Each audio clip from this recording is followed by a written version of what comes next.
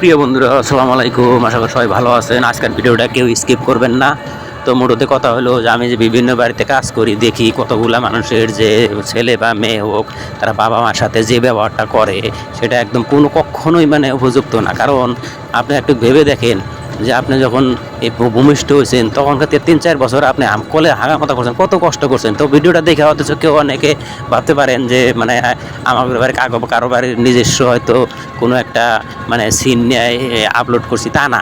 আসলে আমি এটার নাম উল্লেখ করলাম না, কিন্তু ভিডিওটা দেখে আপনারা উপলব্ধি করবেন যে বাপ মায়ের জন্য আল্লাহ তাআলা এই জন্য কোরআন আমাদের আয়াত দিয়েছে, রাব্বির হামহুমা কামা রাব্বায়ানি সাগীরা।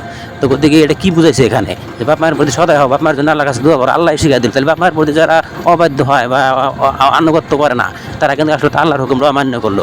সেই জন্যে আপনাদের যারা এই ব্যবহারটা করেন তারা কখনো ভাবেন না যে আপনাদের জীবনে সুখ শান্তি আসবে, বা হয়তো কিছু দিনের জন্য হয়তো পার্থিব একটা সফলতা দেখতে পারেন, কিন্তু আপনাদের একটা দিন তার পরাজিত হতেই হবে।